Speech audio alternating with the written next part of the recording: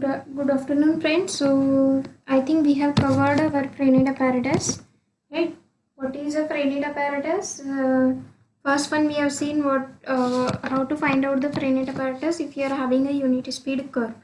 Okay, and the next thing we have seen is if it is not a unit speed, then how to find out the Frened apparatus.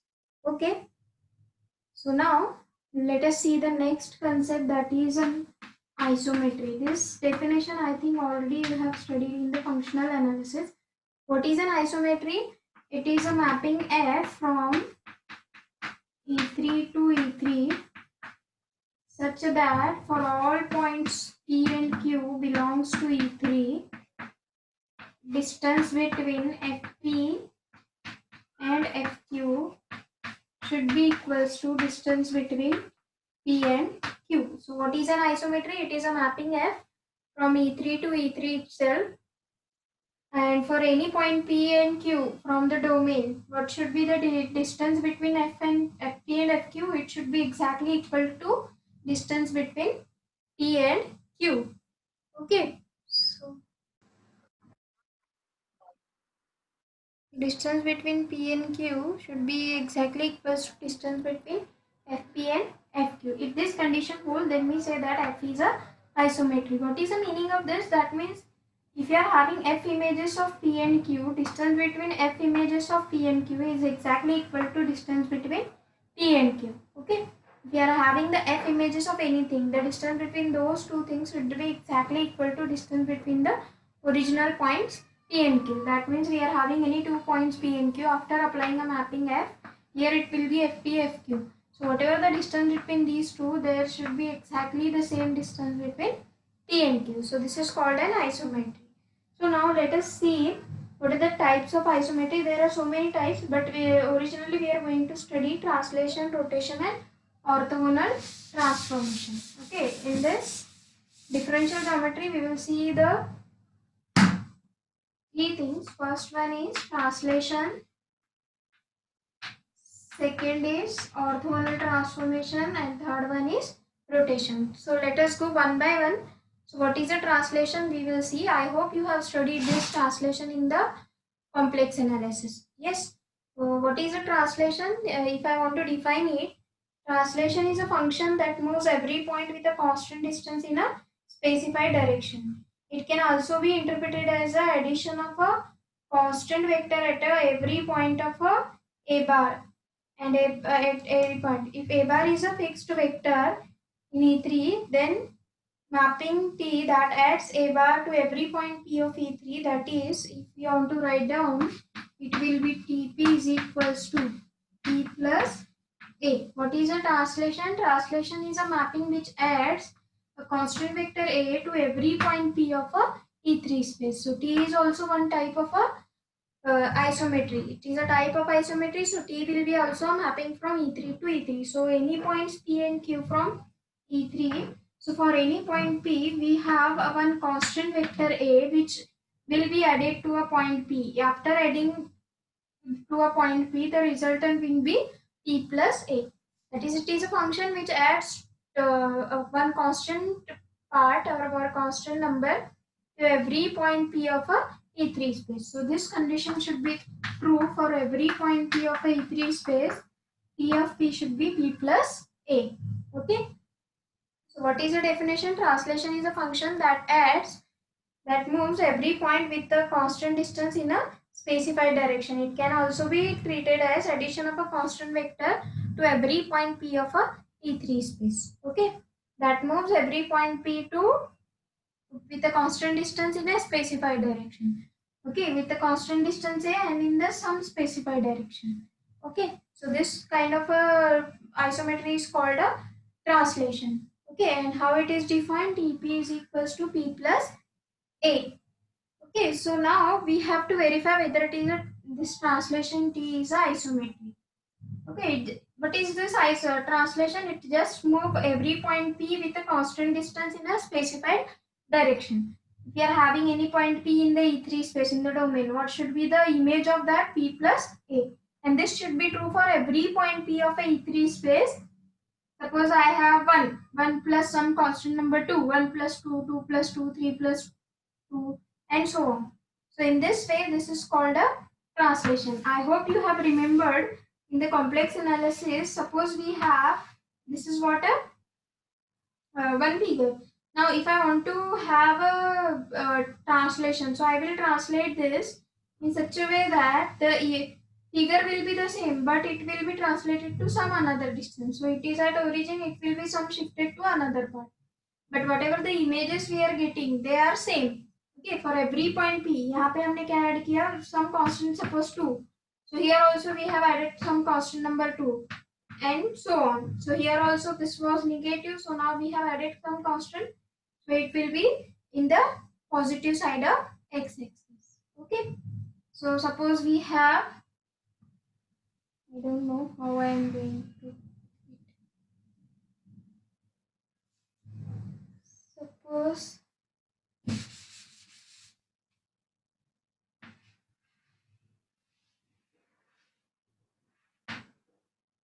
I am not able to draw that one thing we are going to draw in the mehendi. So this will also be one part of isometry. So here we have something. Suppose you have, say, this is a y equal to some number. So after translation t, it will be somewhere here. That is, suppose here it is at distance 2. Now after translation, this line will be the very similar, but it will be shifted to some next part. That is, suppose here we have shifted by 2 units. So every point, so this point is shifted here, this point will be shifted here, and so on. So every point is shifted by some constant number. So this is called a translation. Okay. Now let us verify whether translation is a isometry or not. Okay. So for this, what I have to verify, distance between FP, FQ should be exactly equals to distance between P and Q. So here we have to verify now distance between TP, TQ. It should be equals to distance between P and Q. So F is nothing but isometry. Now we have to verify whether T is translation is a isometry or not. So let me write down now what is the distance between TP and TQ. So I can write it as, this is TP. Okay, what is this TP? We can write TP minus TQ, correct ma'am? We will write down in the modulus. Okay, what is the value of TP? TP is, how we have written T of P, it will be P plus A, some constant number. So here also we will have P plus A minus of Q plus A, plus minus will be, this will be minus. Huh? Minus is outside. So this plus A minus A will get cancelled. So what we remains with P minus Q. Okay, so hence this mod of P minus Q is nothing but your distance between P and Q. So what is the distance between P and Q? It is nothing but the norm of P minus Q. So hence we can say now distance is preserved under this translation. So translation, if you are having distance between TP and TQ, it is exactly equals to distance between P and Q. So for that, what we have done, we have the formula for distance. This is norm of TP minus TQ. Just write down the TP. TP is P plus A. TQ is Q plus A. Plus minus will get cancelled. We will get the result.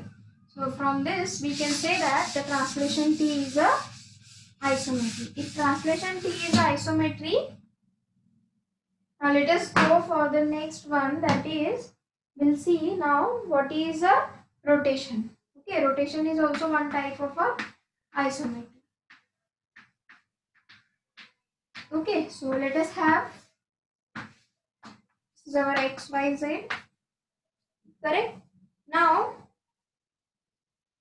suppose some at initial point we have this point P, okay, this point P is making an angle theta, or this R, if we say this is a position vector of a point P, R is making is an angle theta. Now if suppose I have performed a rotation, so what will be the next point, say Q.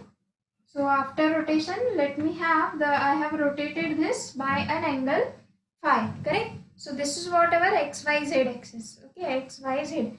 Okay, somewhere here I have a point P. Okay, after rotation, what we have done after rotation, it will be moved to some another point. Okay, that new point we are going to name it as Q. Okay, so here we have performed a rotation about z axis. Suppose here we have x, y and z axis. Suppose this is a z axis. So if I perform the rotation about z axis, so z will be as it is, so this will be rotated. So where will be change? So there will be a change in the coordinates in only x and y, because we have kept a z as it is, because we have rotated through z. Okay, हमारे पास suppose we have these three pencils. Okay, so this is what x, y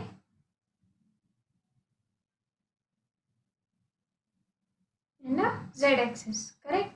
So x, y, z we are having. Now if I have rotated through z axis, so z will be as it is, so this will be rotated. Okay, so there will be change in x and y coordinate only. There will not be any change in z coordinate, correct? So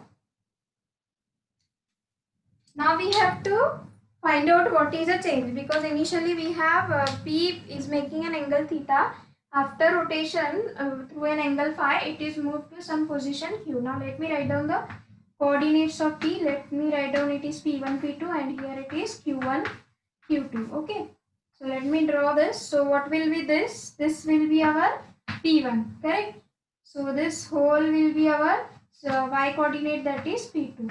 Okay, so this smaller distance, whatever we have, this will be our x coordinate, that is Q1, and this height will be our Q2. Okay, so we have performed a rotation through an angle phi, where the point P is now moved to some another point Q. There will not be any change in the z coordinate because we have performed the rotation through z coordinate.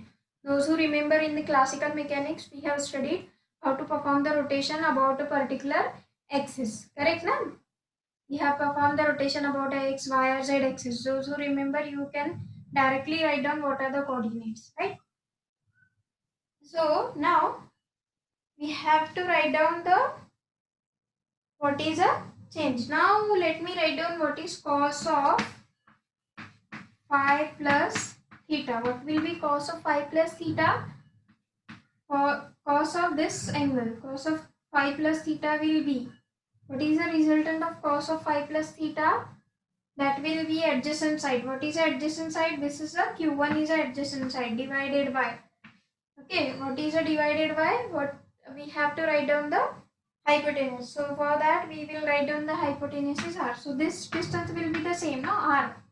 Because point P is changed to Q, there will be position vector is same, but the coordinates are going to change. Okay, so Q1 upon r we have got.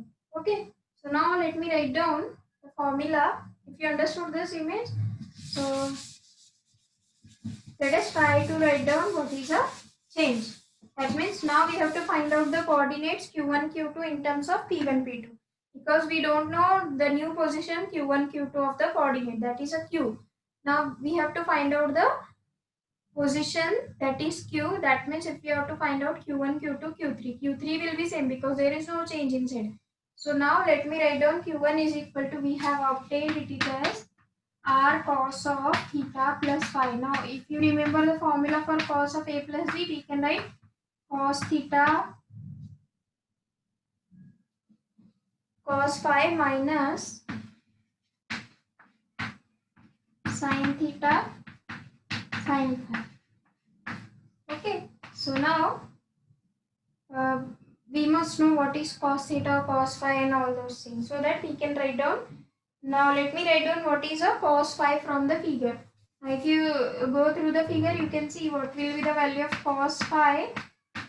The value of cos phi we will obtain it is as P1 upon R. Okay, P1 upon R. So let me substitute the value of cos phi as well as value of a sin phi. Okay, what is the value of sin phi then? Sin phi will be at opposite side. Okay, what is the opposite side we have obtained is a P2, no? P2 upon R. Okay, so we have to write down all this here. So we can write it as R cos theta as it is, value of cos phi will be P1 upon R minus sin theta as it is, value of sin phi is P2 upon R. Okay, so this R get cancelled. So for Q1 is equal to, we can write Q1 is equal to P1 cos theta minus P2 sin theta. So we have obtained the value of Q1 in terms of P1, P2. P1, P2 is a first position that you know about the point P. P is a first positioner, and after rotation through an angle phi, we have the new position, that is Q, with the coordinates say Q1, Q2. So we have obtained the value of Q1 with the help of that cos of theta plus phi, and we have just substituted the value of phi.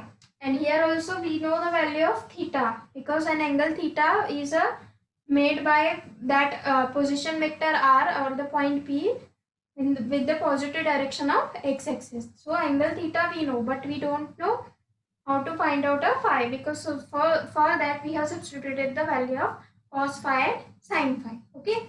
So now let us find out for the next one. Now let me write down the value of sine of theta plus phi. So what will be sine of theta plus phi? It will be Q2 upon R. Okay, Q2 upon R. So let me write down Q2 is equals to R sine theta sine phi plus. So what is the formula for sine theta? Sine of A plus B, it is sine A cos B, na? Sine A cos sine theta cos phi plus cos theta sine phi, right? So hence now again we have to substitute the value of cos phi. What is the value of cos phi? We have found it is nothing but P1 upon R, and sine theta is P2 upon R. P1 upon R, and here is cos theta as it is, sin phi is P2 upon R. So this R will get cancelled. So what remains with Q2 is equals to P1 sin theta plus P2 cos theta. So in general now we have found the values of Q1, Q2 in terms of P1, P2.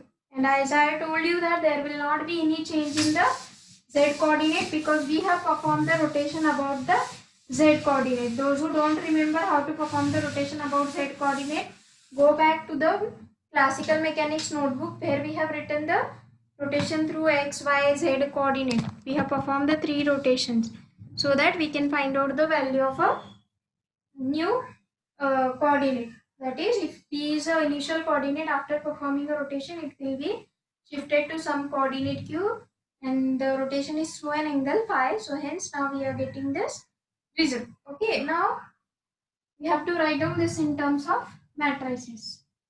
Okay, so these are whatever initial coordinates, and what are our initial coordinate? P1, P2, P3, correct? You have to write down here. It is new coordinates are Q1, Q2, Q3. Okay, so we have to write down it is as P1. We have obtained Q1 is nothing but P1 cos theta minus sin theta, that is P2 sin theta, and the last one was 0. What was about Q2? Q2 we have obtained it is sin theta, P1 sin theta, and here it was P2 cos theta, and here it was 0. Okay, and there is no change in the third coordinate. So here it is 0, 0. Q3 is nothing but P3. So here we have obtained these 3 equations with the help of 3 equations. What was our 3 equations? We have obtained the value of Q1 is equals to, just now we have found P1 cos theta minus P2 sin theta. And what is Q2? Q2 is sin theta, P1 sin theta plus P2 cos theta. What was the third one? Q3 is equals to P3. There is no change in the third coordinate, so that's why we are writing 0. And here there is no change in the first 2 coordinate, there is as it is. So this P3 is equal to Q3 will be 1. So hence this is what matrix of rotation. This matrix C we are going to call, C is called a matrix of the rotation. Okay, and hence we are going to call C of P, that is after performing a rotation through an angle phi, we get C of P will be shifted to new point, that is a Q. Okay. Now what we have to prove, whether rotation is a isometry or not. Okay, so we have to prove that rotation is a isometry or not.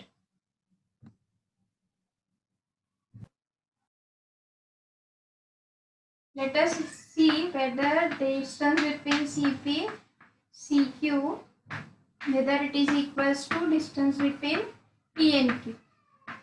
Okay, we have to verify whether C, that is a rotation, is a isometry or not. How to verify whether it is isometry? We have to check distance between FP, FQ should be exactly equal to distance between P and Q. Now here we have to verify distance between CP, CQ should be exactly equals to distance between P and Q. Okay, let us go one by one. So let me write down first for distance between CP, CQ. Okay. So what is a CP? First we will write down what is CP. CP will be nothing but your Q. Right now CP is equals to Q we have written. So it will be with the P1 cos theta minus P2 sin theta. What is the second one? It is P1 sin theta plus P2 cos theta. And the last one is Q3 as it is. So this will be the coordinates of P1. Similarly, we have to write down for the coordinates of CQ. So as we have already used a Q, so let me write down the new one, that is P dash. So let me write down for CP dash. What will be CP dash? Because CP is equals to Q we have written initially. Hence we are using some another notation P dash. That is these are 2 points P and P dash. We have to find out whether distance between CP, CQ, instead of distance between CP, CQ, we have to find out distance between CP and CP dash, where P and P dash are the points in E3 space. Okay. So let us write down P1 dash cos theta minus P2 dash sin theta. Next is P1 dash sin theta plus P2 dash cos theta, and the last one is Q3 dash. So these two things we have written. Now we have to find out distance between CP and CP dash. If you remember these two, let me rub this.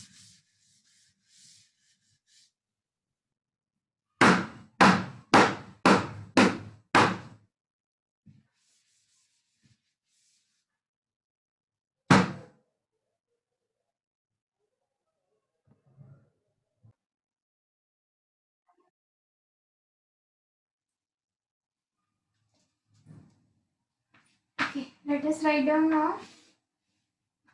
Okay, distance between CP and CQ, as it will be just like Q1 minus Q1 dash, Q1 minus Q1 dash square plus Q2 minus Q2 dash square plus Q3 minus Q3 dash square. Okay, we know what is Q1, just now we have written. We know Q1 dash, that we have also written. There is no change here, so we have to write down these two things. Okay, so let me write down in detail.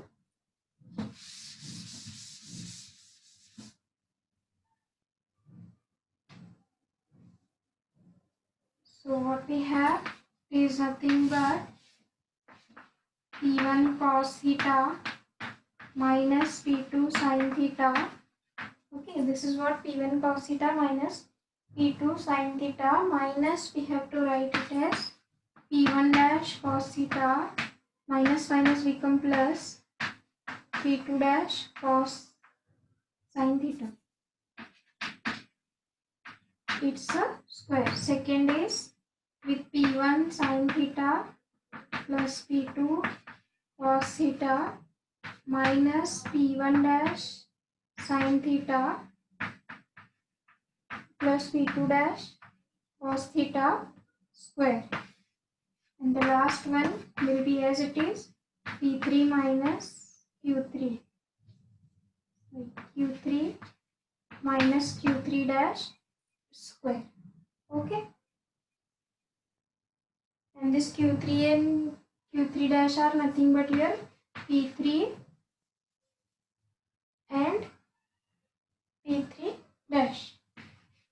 Okay, there is no change in the z coordinate. So let us now evaluate the things. There is no change for the this one. So let me put this as it is. So let us evaluate the first one. For this, I can take common cos theta. So what I mean, p1 minus p1 dash, and here it is cos theta, the first one, plus p2 minus p2 dash is sin theta. It's a square. Plus similarly, we can write down for p1 minus p1 dash, sin theta is common, plus p2 minus p2 dash, what is a common for here? It is cos theta, plus next term as it is, and the square of this term. Okay. So now let us evaluate this. So square of this will be p1 minus p1 dash square is cos square theta, plus p2 minus p2 dash square sin square theta. Okay, as it is a positive sign, so let me write down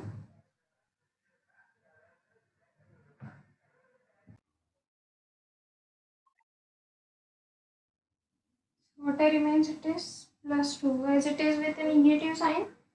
So p2 minus p2 dash, so this with negative sign, so hence we have minus 2 times p1 minus p1 dash cos theta, p2 minus p2 dash sin theta, plus the same things appears, plus instead of having minus, so it will be plus the same thing, plus here we have p3 minus p3 dash square.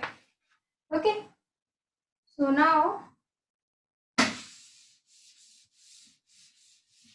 what we can do is this plus minus will get cancelled, and here it is p1 minus p2, here it is p1 minus p2 cos square theta plus sin square theta, it will be 1. So here we can write directly as, we are remaining with cos square theta, plus here we have somewhere sin square theta, so this will be p1 minus p1 dash square plus sin square theta, and somewhere we will have cos square theta, so it is p2 minus p2 dash square, plus last term is p3 minus p3 dash square. So this is nothing but our formula for distance between p and p dash. So hence we can write this is nothing but distance between p and p dash. Okay, so hence now we can say distance between CP and CP dash is equals to distance between P and P dash. Okay, so this is what we have shown, that we have shown the rotation is also an isometry. Now let us see what will happen if we take the composition of the two isometry. Suppose G is isometry, F is also isometry. Suppose G is a mapping from E3 to E3, and here also F is isometry, so F is also a mapping from E3 to E3. So what we have to prove, whether composition is a isometry or not. Okay. So if what is the meaning of G is isometry, distance between GP, GQ for any points P and Q, it should be equals to distance between P and Q for all points P and Q belongs to E3.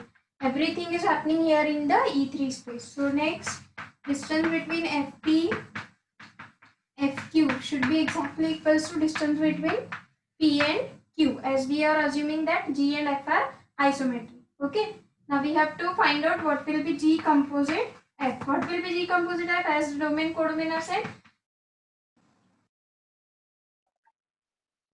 So hence we have G composite F will be a mapping from E3 to E3. Now let us write down the distance between G composite F of P, and here also G composite F Q.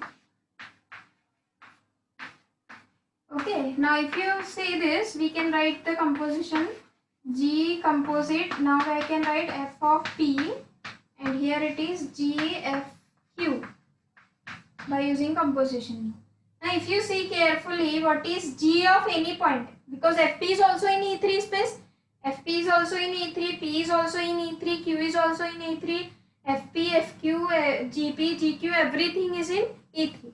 So what we have, G of any point P in E3 and any point Q in E3. What is Fp? Fp is also a point in E3. Fq is also a point in E3. So distance between G of any point and G of some another point is exactly equal to distance between P and Q. So what I can write from this step by using this one,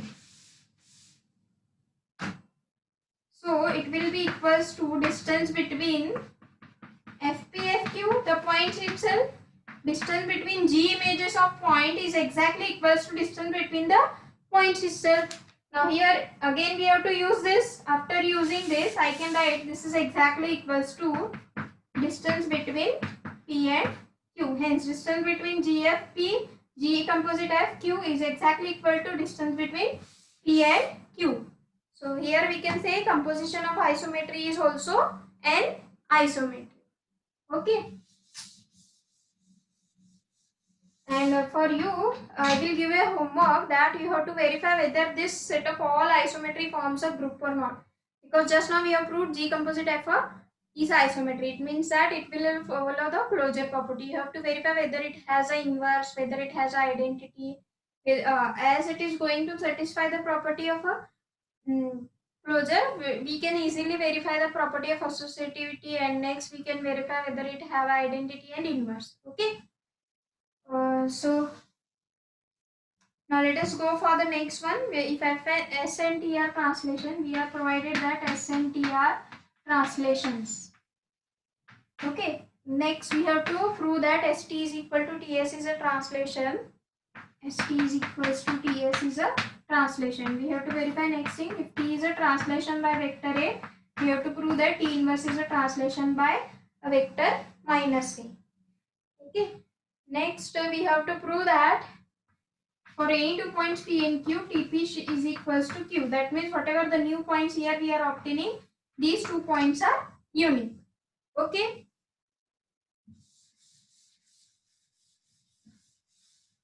Okay, we have to prove ST is equal to TS is a translation. And as we know that just now we have proved composition will follow, composition is also isometry. So SNTR translation, so obviously S composite T is also isometry, T composite S will also be a isometry. No need to verify whether they are isometry or not. As they are translation, they must be isometry, because in the after definition we have proved the translation is a isometry. Now let us verify the things. We have to show that TS is equals to ST. Okay, let us have ST with P plus A and P is equals to P plus some point B. Now let us write down ST of P. What will be ST of P? It will be S of T of P. What will be S of any point? Because everything is happening in E3. So T of P is also a point in E3. S of any point. T is nothing but that point plus A. What is TP here? P plus B, and this A as it is. Okay. Similarly, we can write down for TS. TSP is equals to T of S of P. So what will be SP? S is with the vector A, no? So what will be T? T of P, we have written T with some constant vector B. So it will be the vector SP, that is a vector plus B. What is SP we have? It is nothing but P plus A plus B. So here we can say A and B are some scalar. So B plus A is obviously equal to A plus B, because R is a field. So here we got P plus A plus B. Here also we have got P plus A plus B. So hence we can say ST is equals to TS. Okay. The next thing we will prove in the next lecture. Thank you.